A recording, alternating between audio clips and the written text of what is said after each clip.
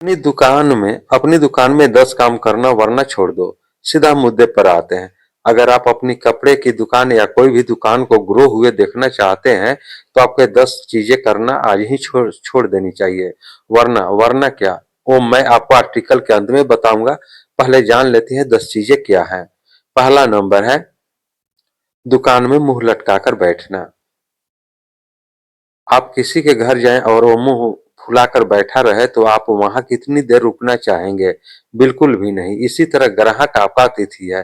ग्राहक और अतिथि दोनों को ही भगवान माना गया है, पर बहुत से दुकानदार भगवान के आने पर मुस्कुराने की जगह, उनका स्वागत करने की जगह मुंह लटकाकर बैठे रहते हैं। अगर आप भी ऐसे ही दुकानदारों में हैं तो अभी से ऐसा करना छोड़ दीजिए। सिख जो जो मुंह लटकाएगा ग्राहक को दूर भगाएगा।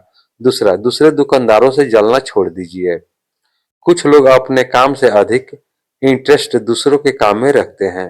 अपने यहाँ के ग्राहक का पता हो ना हो, सामने वाले कंपटीटर के यहाँ कौन आया कौन गया, इसका धंधा कैसा चल रहा है, इसका खूब पता रखते हैं और उनकी ग्रोथ से मन ही मन जलते हैं।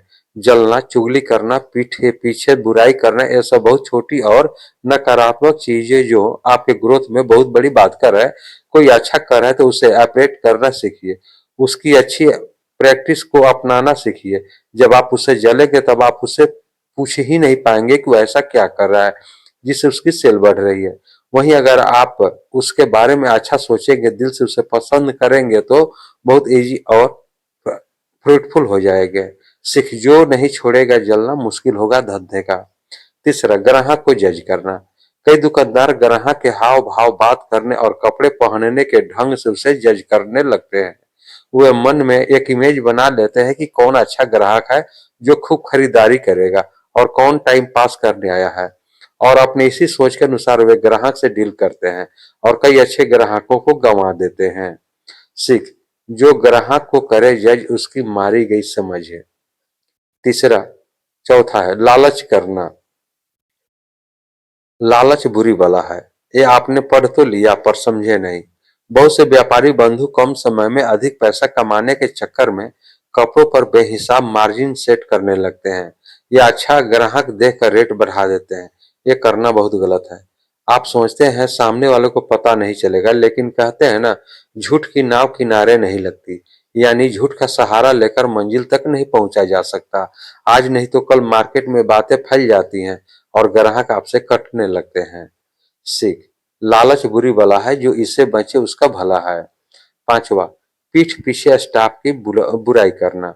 यह बहुत कॉमन है। जब कोई स्टाफ नहीं होता तब आप दूसरे स्टाफ के सामने उसकी बुराई करने बैठ जाते हैं। इससे आपकी ग्रेविटी कम होती है। जब स्टाफ आपस में मिलता है तो ये सारी बातें शेयर करता है, उसका मोरल डाउन होता है, उसकी लॉयल्टी कम होती है। जिसको जो कहना है मुंह पर कहिए। यकीनन मानिए ये उतना बुरा नहीं लगेगा जितना आपका पीठ पीछे बुराई करना लगता है। सीख जो पीठ पीछे करे बुराई, उसने अपनी इज्जत गंवाई। छठा, ग्राहक से बहस करना। कई दुकानदार भाई बहनें बिना मतलब के ग्राहक से उलझ जाते हैं। अगर कस्टमर की कोई शिकायत है तो उसे ध्यान से सुने, अगर गलती हो तो स्वीकार करें, अपना पक्ष रखना हो तो पोलाइटली उसे रखें, पर बेकार में बहस ना करें। प्रोडक्ट को लेकर ही नहीं, राजनीति को लेकर, स्पोर्ट्स को लेकर या किसी और बात को लेकर, धर्म, जाति, गोरा काला, इन सब पर तो भूल कर भी चर्चा ना करें। हर किसी का अपना मत हो सकता है, उसे वह मत अपने पास रखने दें और अपना मत अपने पास रखें। किसी पर कुछ थोपने की आवश्यकता नहीं है।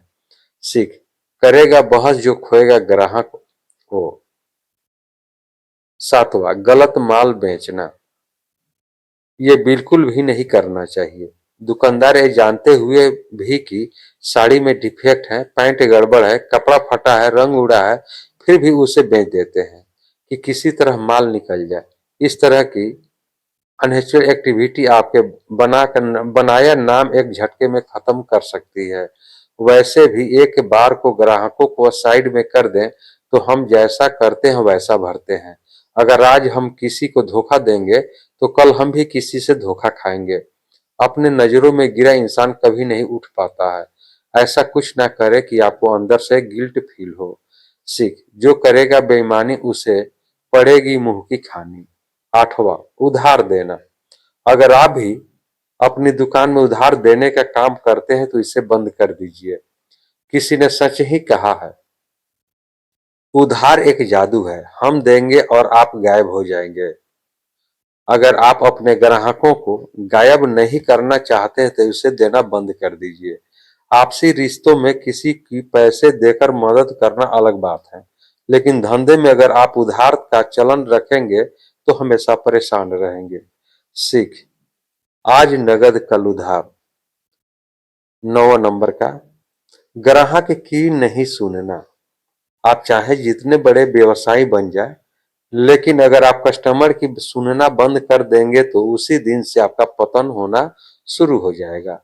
एंड कस्टमर की डिमांड समझने के लिए हमारी पूरी टीम है, पर फिर भी अजय सर खुद कपड़ा व्यापारियों से रेगुलरली मिलते रहते हैं और मार्केट की डिमांड को समझने का प्रयास करते हैं। ग्राहक का फीडबैक बहुत इंपॉर्टेंट है, इसे ध्यान से सुने और उस पर एक्ट भी करें। सीख, जो धंधे से करे प्यार, ग्राहक की सुनने से कैसे करे इनकार। 10वां, कस्टमर डाटा कलेक्ट नहीं करना। ग्राहक आया, आपने उससे खूब अच्छे ढंग से डील किया, उसने खरीदारी भी जमकर की, आप उसे बाहर तक छोड़ने भी गए, लेकिन आपने ना उसका नाम जानने की कोशिश की, ना उसका नंबर लिया। बर्थडे और एनिवर्सरी डेट जानना तो दूर की बात है, ये सबसे बड़ी गलती है। आज के ज़माने में डाटा की तुलना सोने से की जा रही है।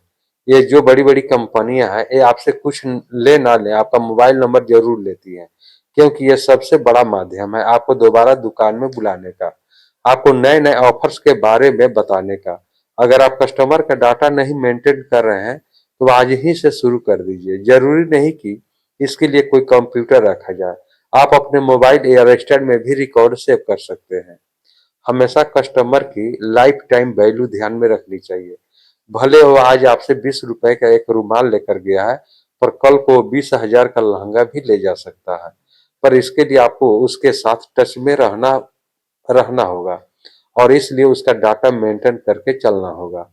सीख, जो कस्टमर का डाटा करेगा कलेक्ट, उसका बिजनेस होगा परफेक्ट। तो दोस्तों, आज भी अपनी दुकान में आप भी अपनी दुकान में ये 10 काम करना छोड़ दें, वरना वरना आप खुद समझदार हो। पोस्ट अच्छा लगा हो तो प्लीज इसे लाइक शेयर करिए और व्यापारी भाई बहनों के साथ जरूर शेयर कीजिएगा।